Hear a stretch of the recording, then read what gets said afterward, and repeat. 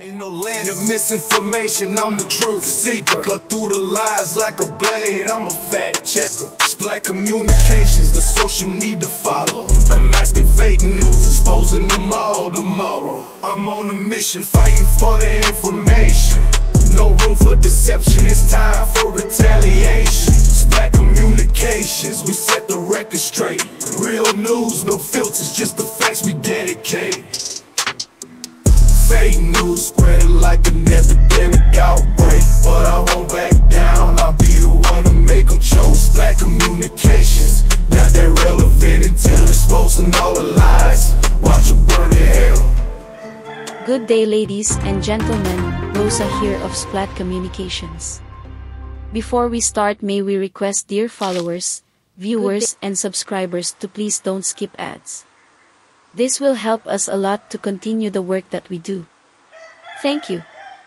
Likewise, may we request those who have not subscribed yet to please do so. Kindly make it a habit to like the videos, but more importantly, share it so you can help us in our fight against fake news, misinformation and disinformation.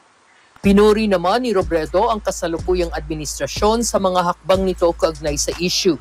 Because of the direction that was taken by the past administration, parang instead of using that to our advantage, naging ano pa tayo, di ba? Parang lalo pang naging subservient tayo sa China. Nakabaliktaran nito ng dahilan kung bakit nag-file tayo ng case before the arbitral tribunal. Para sa akin, mas yung response natin ngayon better than it was over the past 6 years. From 2016 to 2022. Kasi mas pinaflex na natin yung karapatan natin.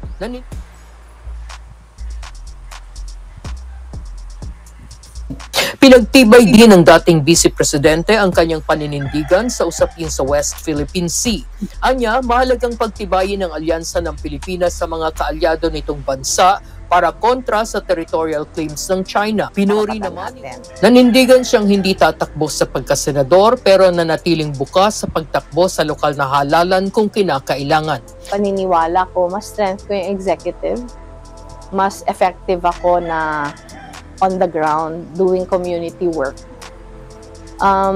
So hindi very probable na magkakandidato ako for the Senate.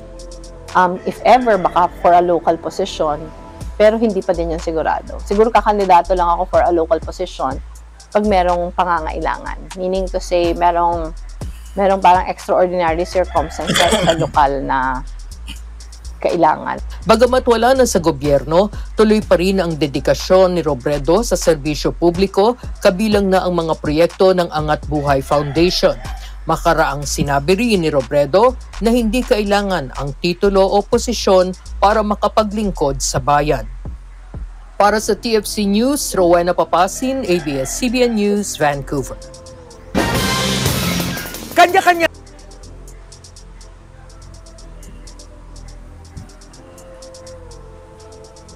Pangulo. Sa panayam ng ABS-CBN News North America Bureau, ibinahagi ni Robredo ang kanyang pananaw ng matanong ukol sa mga issue sa administrasyon ni Pangulong Ferdinand Marcos Jr. Kasunod ito ng pag-ugnay ni dating Pangulong Rodrigo Duterte kay Pangulong Marcos sa paggamit ng ilegal na droga, bagay na piniling hindi nabigyang pansin pa ni Marcos. Umaasa si Robredo na sa gitna ng issue sa pagitan ni Duterte at Marcos ay makapagdedesisyon ang taong bayan kung ano ang makabubuti para sa Pilipinas. Hindi lang yung fight nila, pero in every other yung relation sa politika. Nakakatulong din sa bayan na merong checks and balance. So ngayon, parang all we can do is observe and watch kung ano yung mga susunod na mangyayari. And hopefully from all the allegations and pagdepensa sa sarili, mas makakapag-decide tayo na mas maayos later on. Pinagtibay din ng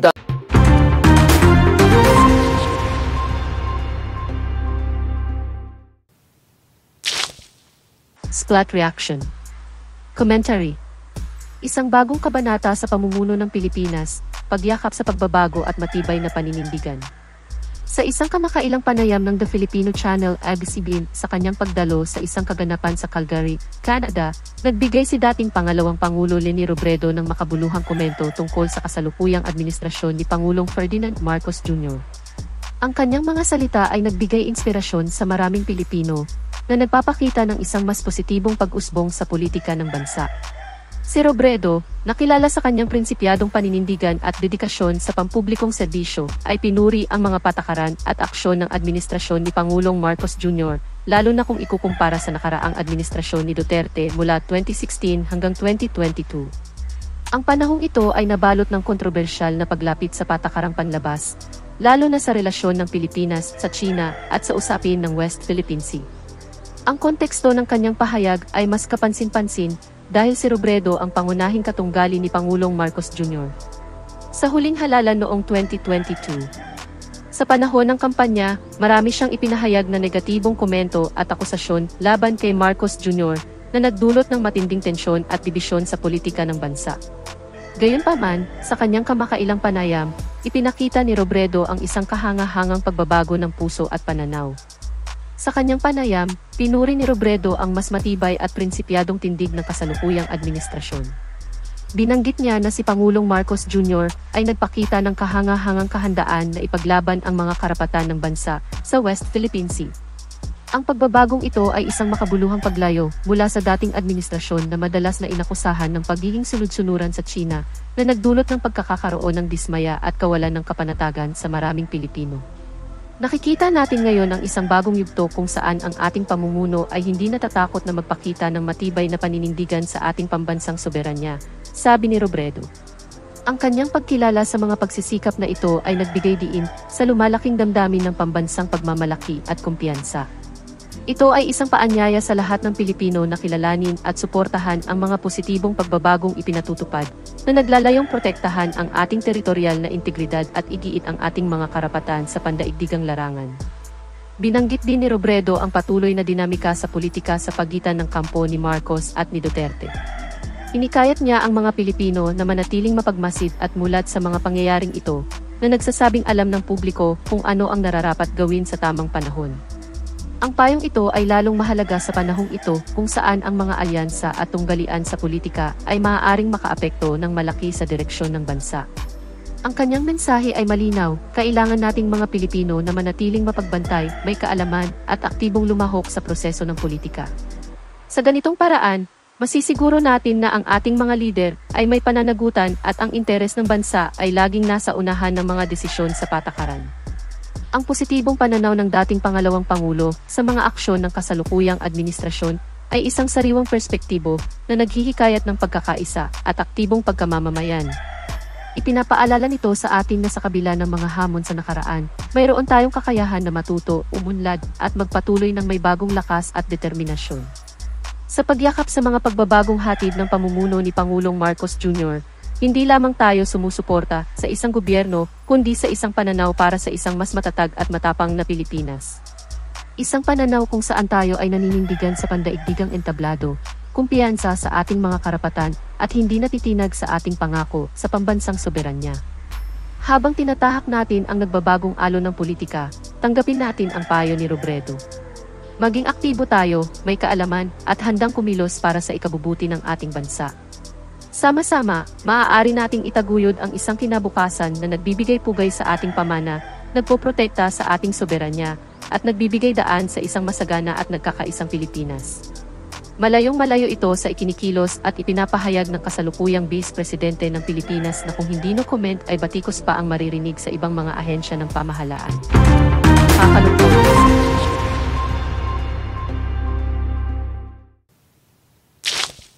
In a world unfolding, where stories come alive amidst the chaos. Please support Splat Communication Channel memberships. For small amounts per month, you would be able to help us continue our fight against fake news and disinformation. We have 3 levels of memberships: Splat Beginner, Splat Intermediate Plus, and Super Splat. Channel members have the any or all of the following perks: Loyalty Badge, Priority Reply to Messages, Members Only Live Chat, in-video and live video shoutouts, Early Access to Videos, connecting to social media, free and discounted merchandise. Hurry! Please become a channel member now.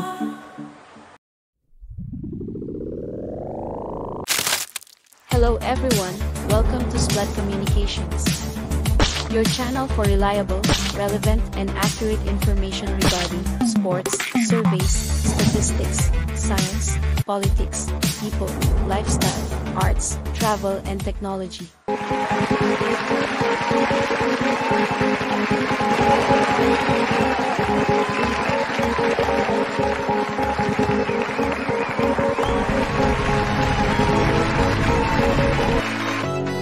Kanino daw napupunta ang pera? Kay Eddie. Sino si Eddie? Wala ka na ba ibang argumento maisip sa utak mo?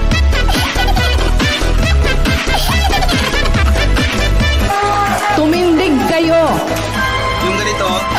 Tinitiyak ko, meron ding titindig sa tabi nyo. At para lalang sigurado?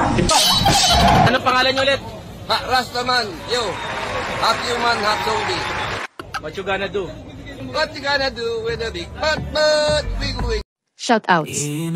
Bokling Vicente, Ramon Agustin, Carlota Manulin, Norma Galorio, Sac Marcela, Genesis Grenadiosin, Maricreen Kalimag, Sandra Lance, Larry Bayasen, Fine Philemor, Fritz F, Estela Rosal, Dan Villarreal, Kurt Di Mayasya, Jules Dreyfus, Fidel Ninja, Rina Bobis, Euphemia Brito, Lilian Ariza, Marisol Quibin, Ramon Ramos, Maria Leonora Apopia, Emma Stinto, Angelita Generala, Nayo Lopez, Stephanie Castro, Xavier Tanala, Renato Santos, Rosemary Poo, Gloria Kobayashi, Stephanie Castrillo, Xavier Tanala, Lolita Jabao, Milagros Valenzuela, Mommy P.R., Rosemary Poo, Andronico P. Tubijarja,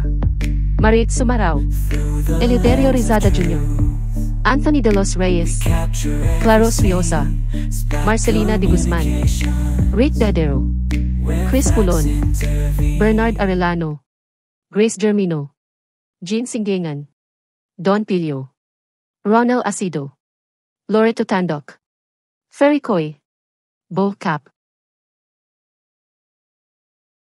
Ain't no land of misinformation, I'm the truth seeker. Cut through the lies like a blade, I'm a fact checker. Splat Communications, the social need to follow. I'm activating news, exposing them all tomorrow. I'm on a mission, fighting for the information. No room for deception, it's time for retaliation. Splat Communications, we set the record straight. Real news, no filters, just the facts we dedicate. Fake news spreading like an epidemic outbreak, but I